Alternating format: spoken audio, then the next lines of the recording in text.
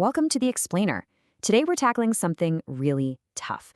We're diving into the world of Christian ethics in global health. It's a place where, good intentions run smack into impossible choices. So let's just jump right in with a scenario. You have one dose of medicine, just one, and in front of you are two children who both desperately need it to live. Who do you choose? I mean, think about that. This isn't just some hypothetical question from a philosophy class. For people working in global health, this is a real gut-wrenching decision they might face. So where do you even start? Okay, so when you're in the middle of a storm like that, you need a guide, right? Something to hold on to. Well, that's exactly what ethics is. And I love this analogy we've got here. Ethics is like a lighthouse. It's not going to make the storm go away. It doesn't calm the waves. But what it does do is provide that steady, guiding light to help you navigate through the chaos and get to safety. It keeps our good intentions from, getting totally shipwrecked. So where does this light actually come from? What's powering this lighthouse we're talking about? For the framework we're digging into today, the source is really specific. It's rooted in some deep theological foundations. Let's get into the why behind it all. All right, the first foundational piece is a Hebrew concept called mishpat. We translate it as justice, but it's so much more than just, punishing bad guys. Mishpat is about actively making things right. It's about restoring balance and fairness to a broken situation. It's this idea that every single decision has to be built on a rock-solid foundation of righteousness. And right alongside justice, you have hesed, which we often translate as mercy or loving kindness. If mishpat is the foundation, hesed is really the heart of the whole thing. It's this deep, stubborn, relentless compassion for people who are hurting. And it's not just a fleeting feeling, right? It's a commitment. It's a promise to care, no matter what. So you take that powerful combo, justice and mercy, and what's the goal? What are they working towards? It's all about one thing: safeguarding human dignity. This is the absolute core belief that every single person, no exceptions, has this profound built-in worth because they're created in the image of God. It's non-negotiable. And man, this quote from Martin Luther King Jr. just hits the nail on the head. The time is always right to do what is right.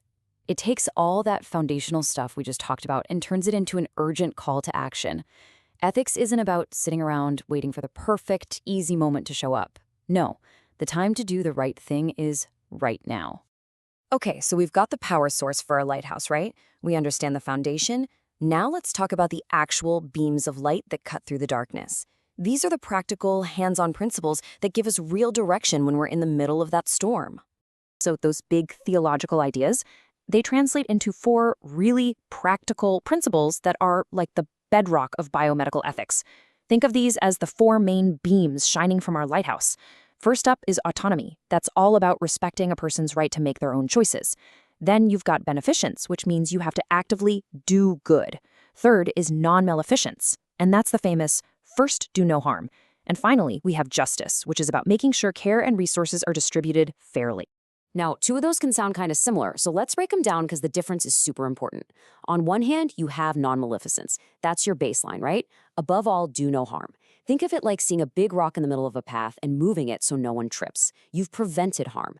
But beneficence asks us to go a step further.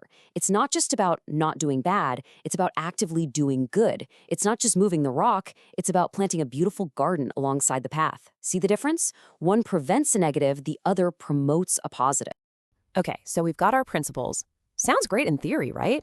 But what happens when these ideas crash into the messy, complicated real world? Let's see how they actually work in practice when the stakes are high. One of the biggest storms you'll face out there is navigating cultural differences. And there are basically 2 ways to approach it.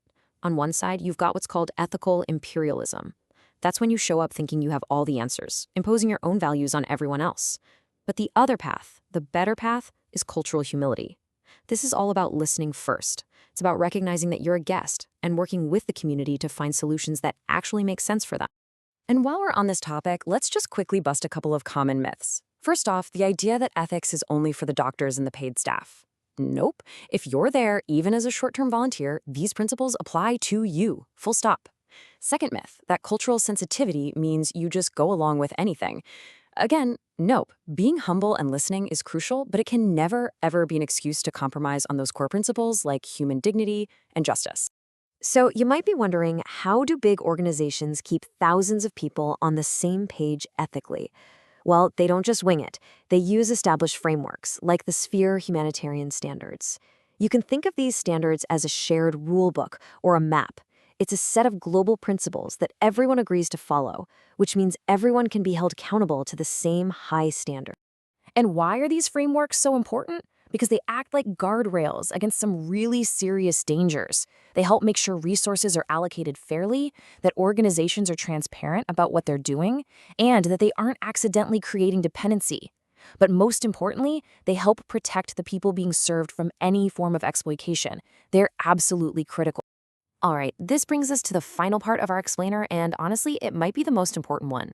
It's about your role in all this. So, how do we, you and I, make sure that this ethical light keeps burning, not just out there in the world, but in ourselves? So, if you take away just a few things from our conversation today, let it be these. First, always lead with justice and mercy. Second, remember that every single decision has to uphold the dignity of every person involved. Third, be humble and listen, but never compromise on your core ethical principles. And finally, transparency is key. It protects everybody. And that brings us full circle, right back to our lighthouse in the storm. We've talked about the foundations, the principles, all the things that provide the guidance. But a lighthouse is useless if no one is there to keep the light on. So, the final question isn't just for people on the front lines of global health. It's for all of us. In a world that's full of storms, how are you going to keep your light burning?